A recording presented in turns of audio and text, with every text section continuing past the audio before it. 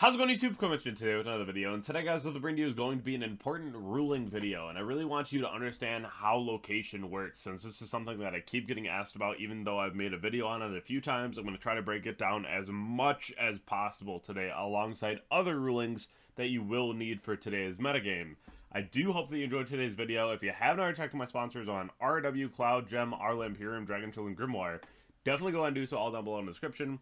Thank you all so much for 24,000 subscribers. Let's hit 25 right around the corner, and let's aim for 30,000 by the end of the year. Now let's hop right on into the video and get right on into the content. The first thing I want to talk about today is going to be materials versus monsters. This is another big one that just kind of keeps coming up. So this is because of the fact that materials have properties. So if you have different dimension ground active, and let's say you clear a King of the Feral Imps, the king will get banished, the materials will go to grave, because materials are not monsters, they're not spells, they're not traps, they're materials. So therefore, your materials will go to grave, as the monster, which is king, will get banished. Materials will always be materials. This is why we have Xyz Encore. Do you remember Rongo Miniad? The Xyz Encore is the only card that outs a multi-mat Rongo, and this was the issue before.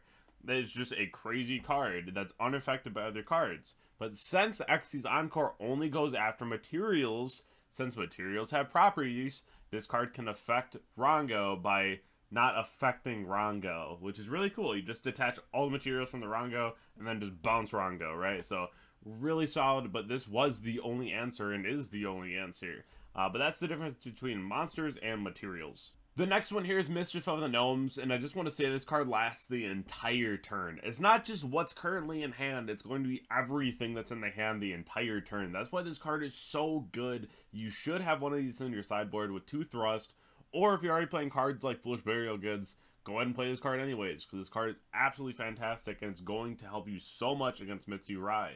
I do want to make a very clear distinction on what you can add back and how it works when there are cards that are banished, especially the ones that are face down. So Hapi has to add both cards back regardless of what you do, from banished or grave. So this can also shuffle cards back to the deck. But if one leaves the location that you're targeting, this card will not resolve, as it has to do both. If it said shuffle them or return them, then it doesn't matter if either one left their location, because you will still get the other one. But since it's both, you need to do both. But the larger thing at play here is this card just says that you can target 2 cards that are banished and or in the graveyards. Since it just says cards that are banished, you're good to go on adding back face down cards. If it said banished monsters, face down banished cards don't have properties. So there's no way to tell if it's a monster, therefore you can't add back a banished face down card. Since this just says banished card, you can add back any face down banished card you want. After my opponent rise hearted me and then banished 3 cards off the top of my deck, they then went ahead and got rid of something from my board, and then I just used Hapi and added back 2 of the cards that just banished, which I was like, sweet, right? Like, that's awesome. So, card is very solid for that alone, and it's a really cool thing that might come up. If you go ahead and try to dust your opponent and they have a set Regenesis Birth, they actually can't chain it to send it to the graveyard for cost and then soul charge, because by the time that you dust her, the card wouldn't already be activated and resolved. You can't attempt to pay cost on something that you haven't already activated, because it still has to like hit the board and resolve, if that makes sense, because the ability to attempt to activate something that has a cost and pay your cost, the first thing that you have to do is actually just pay your cost immediately. Since the card's face down and it still has to be activated and then resolved, you can't just send it for cost. So this is really important, and it's a pretty niche scenario that'll come up, but it is still something that you should know. Now, here are 3 examples of how location works, and by the end of this, I hope that you are now an expert in location and Yu-Gi-Oh! So the first one is going to be Draco Berserker versus something like Saphira. So Draco Berserker says when a monster effect is activated, quick effect, banish it. When your opponent starts off going Saphira effect in hand, pitches it to grave for cost, and your opponent chains Draco Berserker. They can do that, but nothing's gonna happen, because it's looking for the Saphira in the hand, and since for cost it went to grave, it's not going to get banished. It's the same ruling I talk about with Ray versus Crescendo. If something is not in the activation location when your opponent's trying to do something to it, like a banishing effect, if it's not where they're trying to banish it, you can't banish it. So it's in a new location, therefore the card is safe. Now let's say that you activate your Mirakumo in your graveyard and your opponent chains DD Crow. What happens? How does this resolve? So the way that Mirakumo is worded, it says if this card is tributed, you can add a Mitsurugi card and then special summon this card. Why this is important is that you're trying to summon back your Mirakumo from the graveyard and you already activated the effect. This card will get banished, so it won't be able to return to the board, but you will be able to go ahead and search still since you were able to activate the card already. Now, if this was tributed for cost, that would be a different story, and we'll talk about that in the next slide. But since you already activated the card, you will search. Since it's in a new location, it will not summon, because you have to summon it back from the same location that it activated in.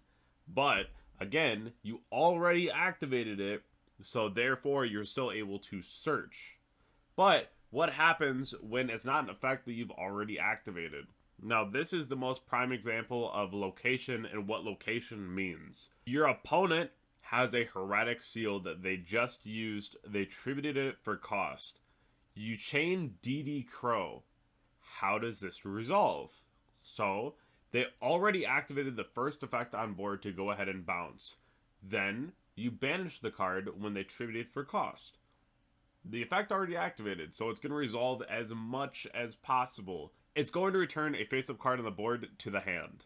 Now, it's in a new location. So, since it is not in the location that it should be activating in, it won't have a window to activate. Since it was sent to the graveyard and then was banished, it should be trying to activate in the graveyard where it was tributed to.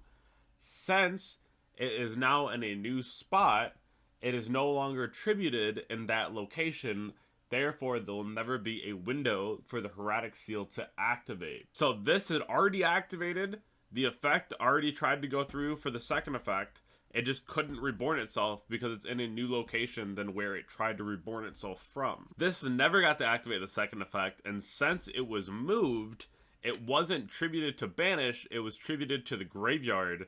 Therefore, it won't get an activation to even try to use the effect because it's not in the location that it was tributed to. I hope that you enjoyed today's video, and if you did, definitely let me know down below in the comment section. Definitely go ahead and follow my Twitch, Twitter, Discord, Instagram, and subscribe to the YouTube channel if you haven't already for more cool content for knowledge. I love doing these types of videos because I find them very interesting. I love rulings in general. I think they're very cool, and they can also help you win a lot of games. Definitely let me know if you enjoyed the video. I'll see you all in the next one. Thank you all so much.